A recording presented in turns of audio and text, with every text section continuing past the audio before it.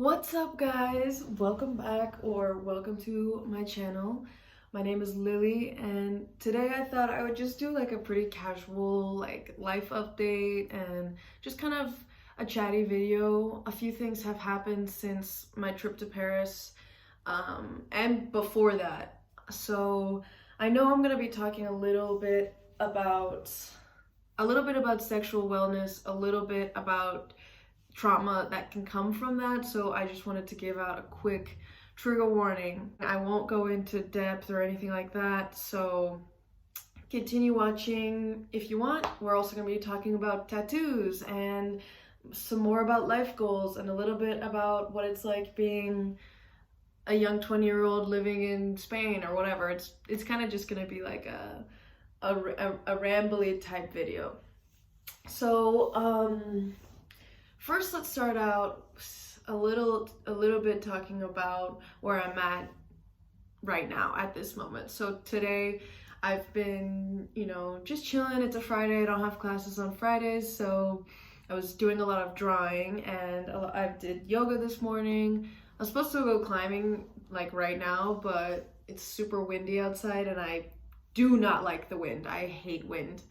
Especially now that I have hair, the wind sucks. Anyway, so I've been kind of just chilling at my piso, just hanging out, doing a little bit of self-reflection while I've been drawing. So I'm in my second semester of university here in Spain. I'm not actually a university student. I'm just I'm doing a program here. And first semester was really great. I learned a lot. I really enjoyed my time. And then second semester hit and everything changed. Everything, I don't want to say got destroyed, but it definitely changed. So after Christmas break, when I came back from the States, I was at a party.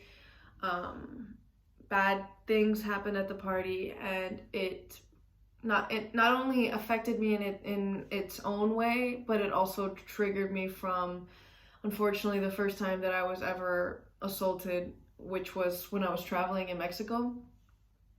And so yeah, that happened at a party right after I got back from the States, and that completely and utterly destroyed me and rocked my world. And I'm still continuing to feel the effects of that.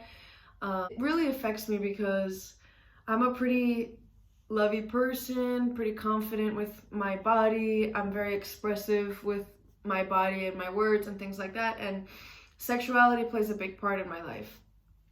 It's a big part of my personality. And when someone takes that without consent, it makes me feel, and I don't know, maybe some people can relate, hopefully not, obviously, but if there is someone who can relate, maybe I can help you feel better. Solidarity, maybe, I don't know. Anyway, so when someone takes that from me without my consent, it's like ripping out a huge part of me and making me feel super guilty about the way I act around people. And that kind of makes me change my whole personality, because then I feel uncomfortable being nice to people.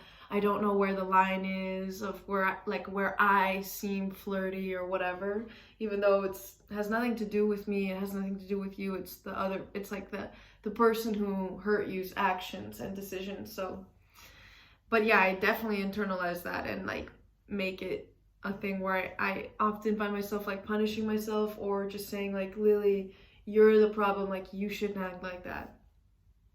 Anyway, so after that happened, it really put me in a spot of a lot of confusion, a lot of self-reflection and things like that.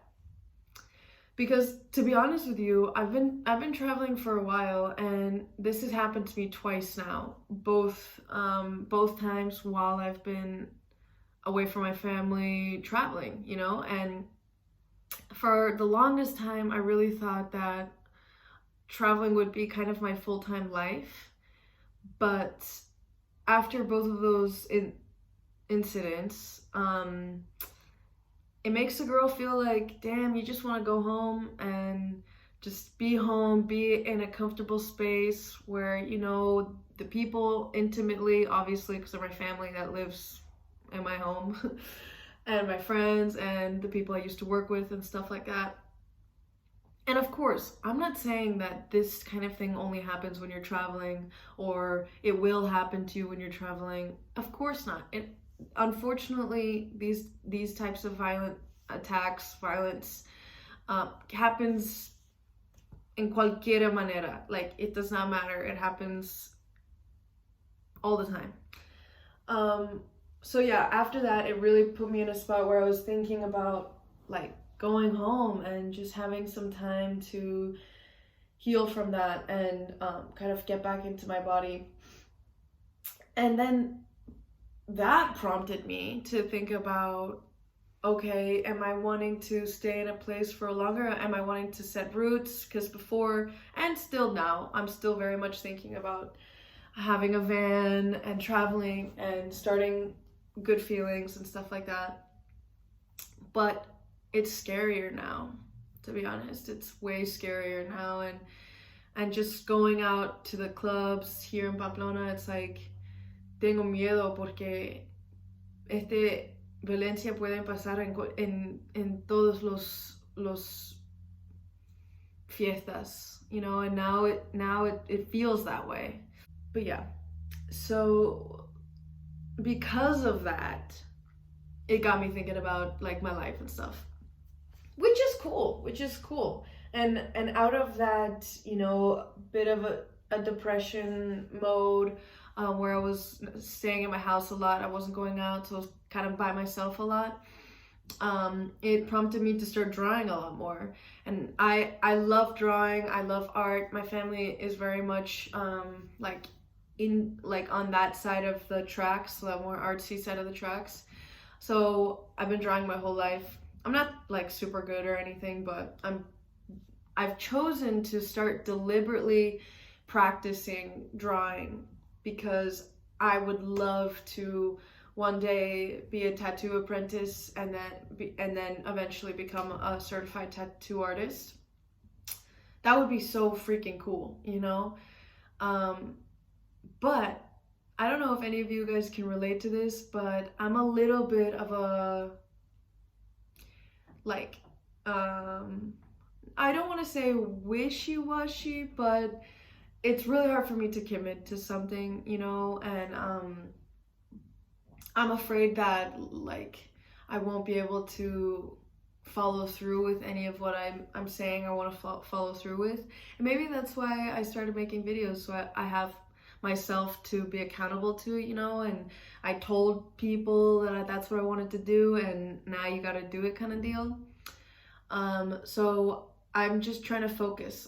This next part of my life, maybe the next year or so, is gonna be really like focusing on drawing and Good Feelings.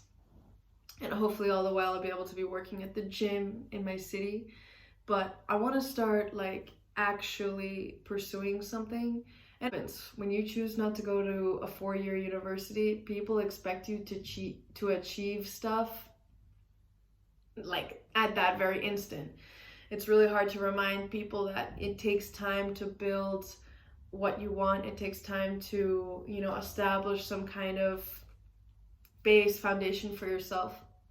And if you're starting that at a very young age, sometimes you even just have to wait out the clock to get some years on you, you know, because no one is gonna take the 19-year-old super seriously, you know. Maybe they will, but maybe they won't. And I'm not trying to be taken super seriously right now either because I'm still super young, you know. But I am slowly but surely making sure that I'm getting focused up, you know, just trying to pick a lane a little bit, you know. And it's so weird because this is the first time in my life where I really don't know what I want to do, you know.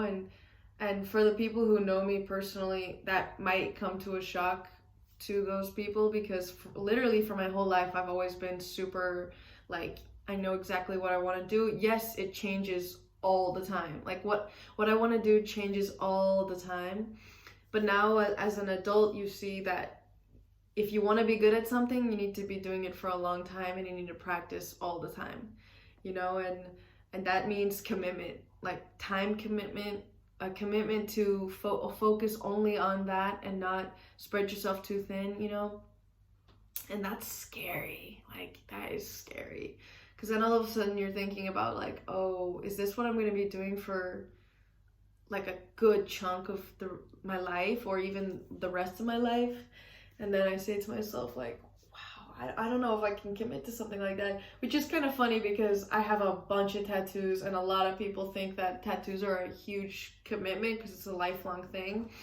And then I'm over here like, I have a fear of commitment, you know. It's kind of ironic, but it's true. It's true. Es la verdad. And no sé. I want to, as of right now, I want to get yoga certified, which is going to happen in Mexico.